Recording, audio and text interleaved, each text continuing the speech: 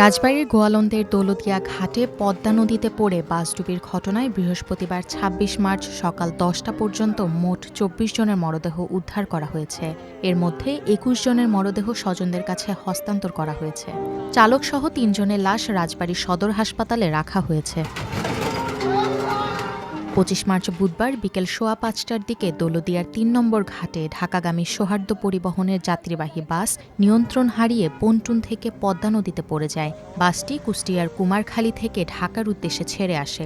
বাসটিতে প্রায় ৪৫ জনের মতো যাত্রী ছিলেন বলে বাস যাত্রী ও কাউন্টার মাস্টার জানিয়েছেন। আমরা যাত্রীদের আত্মীয়স্বজনদের খোঁজ নেওয়ার জন্য আমরা কাজ করছি এবং এটি তদন্ত কমিটি আমরা অল্প সময়ের মধ্যে গঠিত করবো। আমাদের অতিরিক্ত জেলা ম্যাজিস্ট্রেটের নেতৃত্বে যারা এই ঘটনাটি অনুসন্ধান করবে এবং কী কারণে ঘটেছে তার বিষয়টি আমাদের করে সরজমিনে আমাদের কাছে দেবে। অল্প সময়ের মধ্যে আমরা এটি সামাজিক যোগাযোগ মাধ্যমে জানাবো। এদিকে বাস দুর্ঘটনায় গতকাল মধ্যরাতে রাজবাড়ী জেলা প্রশাসন থেকে ৫ সদস্যের একটি উচ্চ পর্যায়ে তদন্ত কমিটি গঠন করা হয়েছে। তদন্ত কমিটিকে আগামী ৩ কার্যদিবসের মধ্যে জেলা প্রশাসকের কাছে তদন্ত প্রতিবেদন জমা দিতে বলা হয়েছে।